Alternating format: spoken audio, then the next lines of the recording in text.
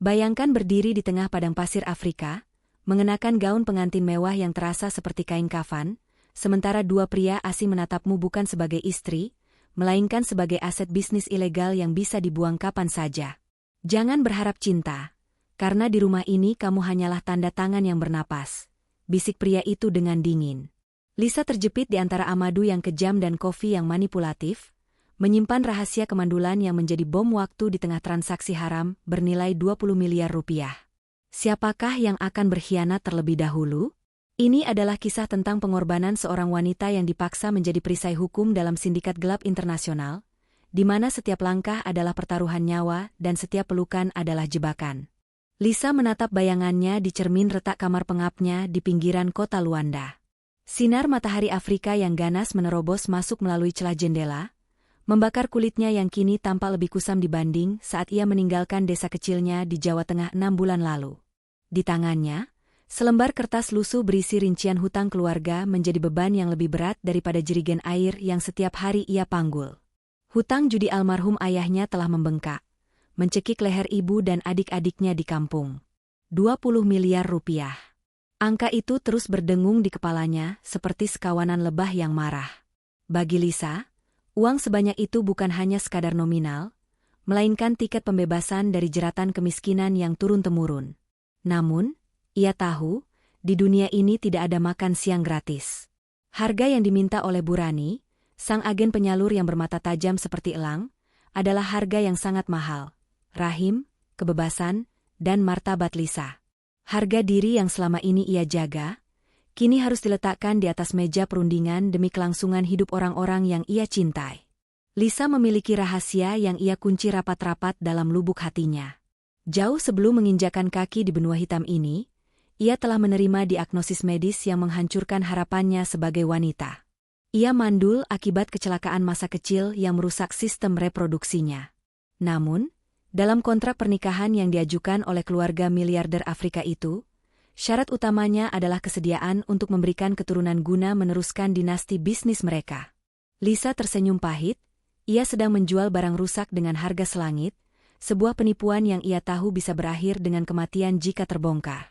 Ia merasa seperti seorang penjudi yang mempertaruhkan nyawa di atas meja hijau yang sangat asing. Malam pernikahan itu tiba dengan kemegahan yang terasa mencekam. Lisa dibalut gaun pengantin putih berbahan satin premium yang terlalu berat untuk tubuhnya yang kurus. Manik-manik perak pada gaun itu berkilau tajam di bawah lampu kristal aula, seolah mengejek kemiskinan yang ia tinggalkan. Di pelaminan, ia tidak berdiri di samping satu pria, melainkan dua.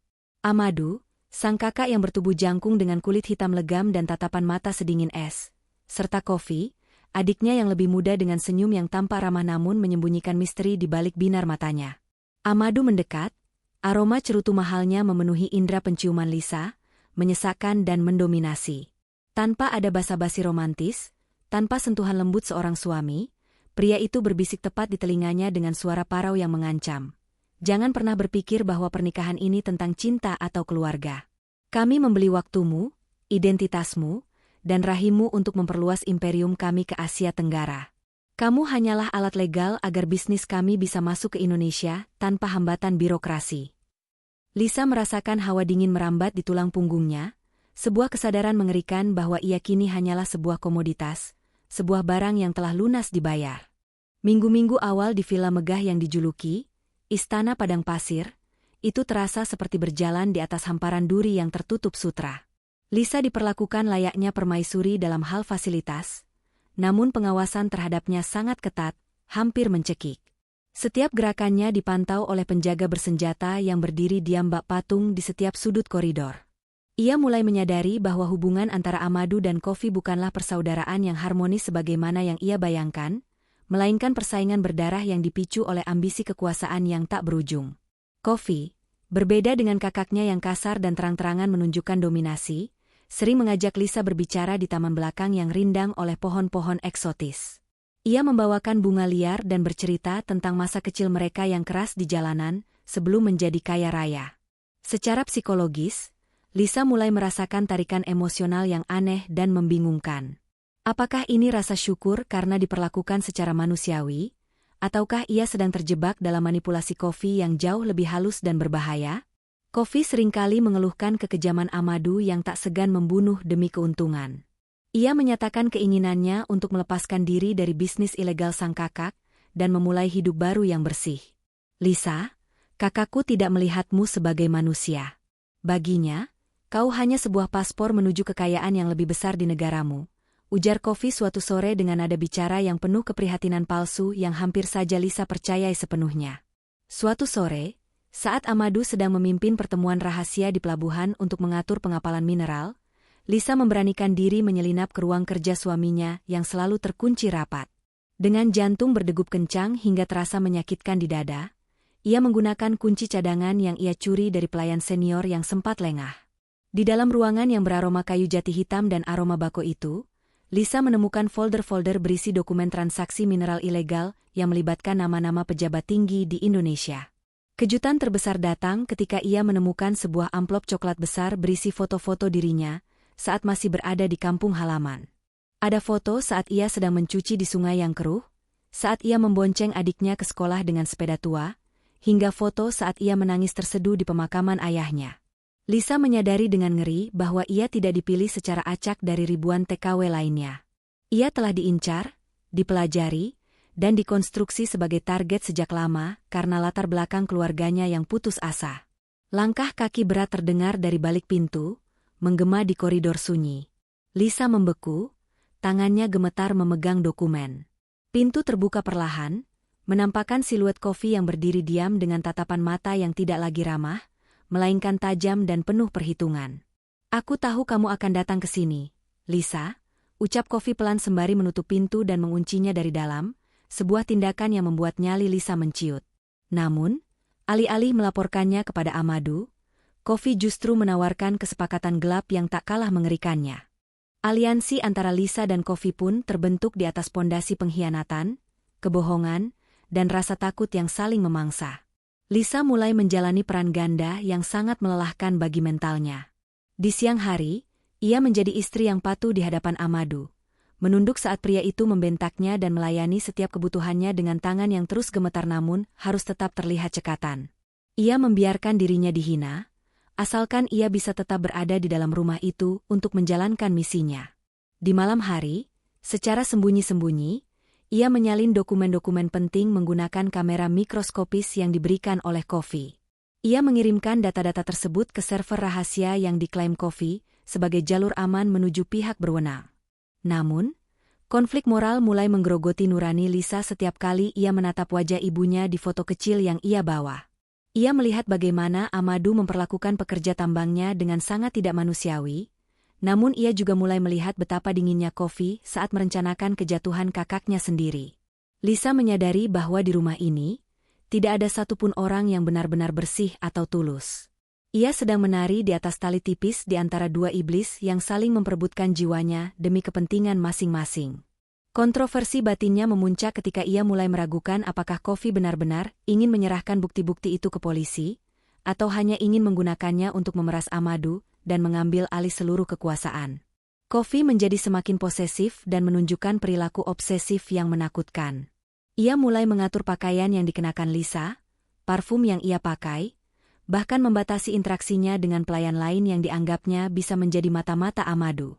Lisa menyadari bahwa janji kebebasan dari Kofi mungkin hanyalah sebuah fatamorgana di tengah gurun. Kamu adalah milikku sekarang, Lisa.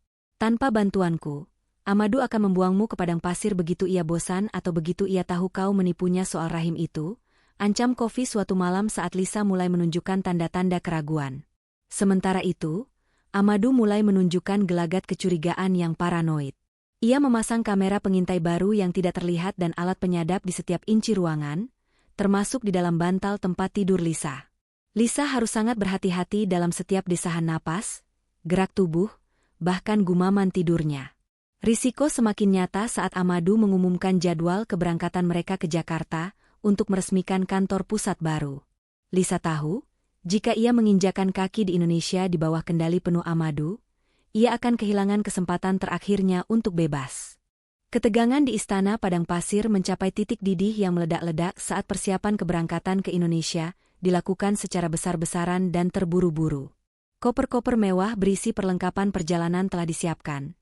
Namun di dalamnya tersembunyi perangkat elektronik yang berisi data-data ilegal yang bisa meruntuhkan banyak pihak. Lisa merasa napasnya semakin pendek dan dadanya sesak.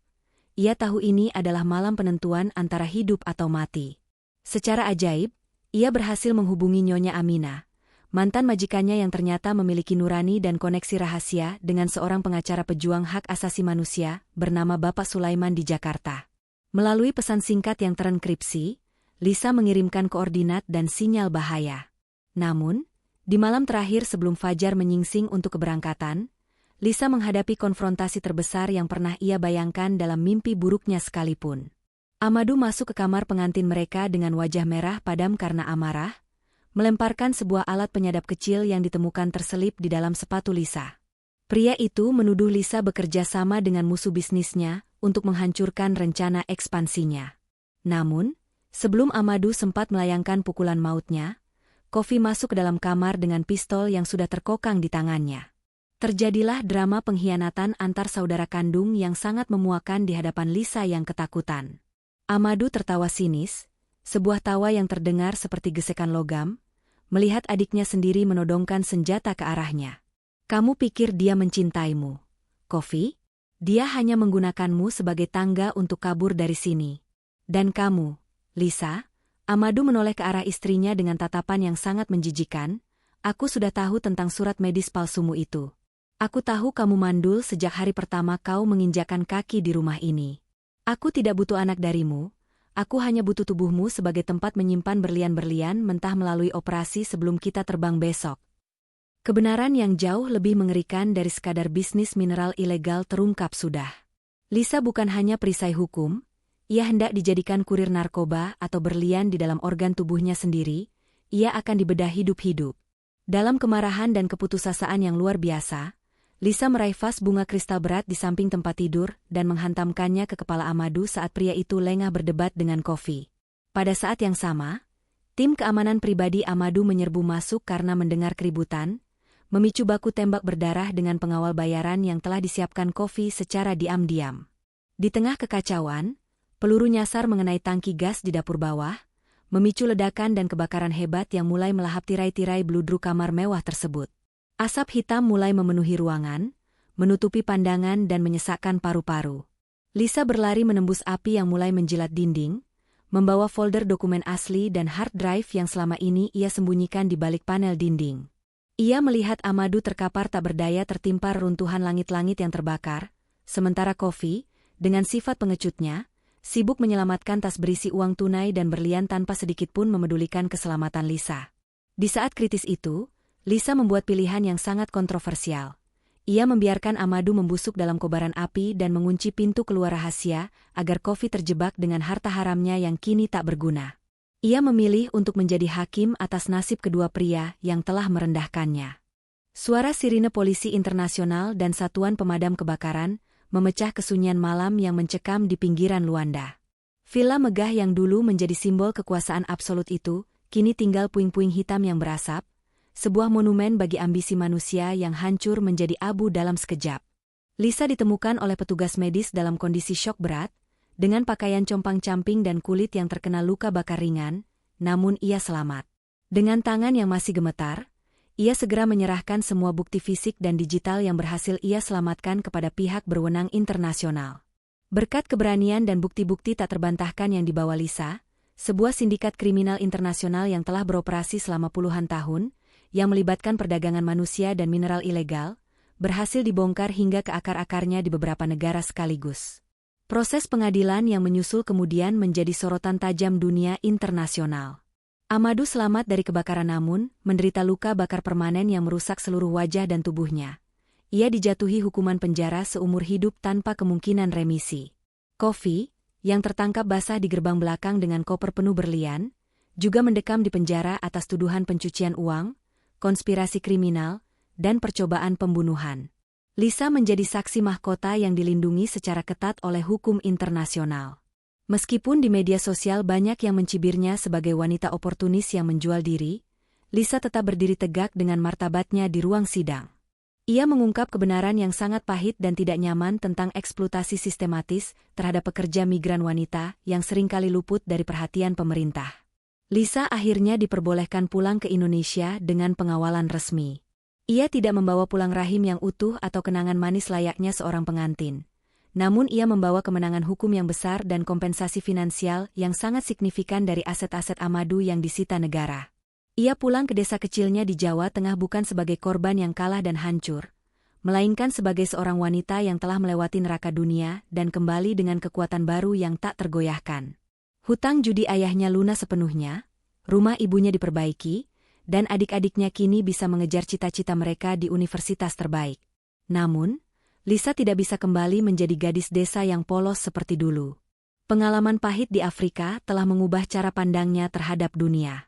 Ia mendirikan Yayasan Pelangi Nusantara, sebuah lembaga bantuan hukum dan pemberdayaan yang fokus melindungi perempuan dari penipuan agen penyalur tenaga kerja nakal. Ia menggunakan setiap rupiah dari kompensasinya untuk memastikan tidak ada lagi Lisa-Lisa lain yang harus menjual nyawa demi membayar hutang.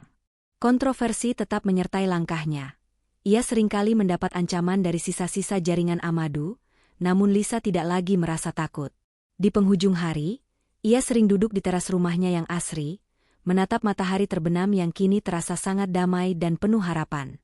Ia menyadari bahwa meskipun ia tidak bisa memberikan keturunan secara biologis, ia telah melahirkan harapan dan masa depan bagi ribuan perempuan lain yang tertindas. Rahasia kemandulannya bukan lagi sebuah aib yang harus disembunyikan dengan rasa malu, melainkan bagian dari sejarah perjuangannya untuk merdeka. Ia telah membuktikan kepada dunia bahwa kemiskinan mungkin bisa memenjarakan tubuh seseorang untuk sementara, namun tidak akan pernah bisa membeli atau mematahkan jiwa yang memiliki keberanian luar biasa untuk melawan balik.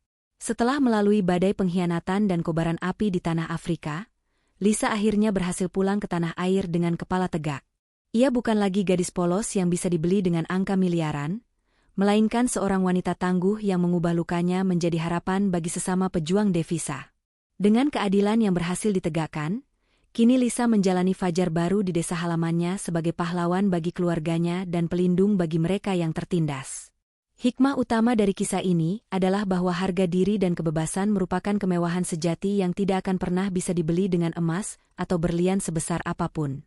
Cerita ini merupakan karya fiksi yang dibuat serealistis mungkin agar kita semua dapat mengambil pelajaran berharga tentang kekuatan tekad dan keberanian melawan ketidakadilan. Terima kasih tulus kami ucapkan karena Anda telah menonton kisah ini hingga akhir.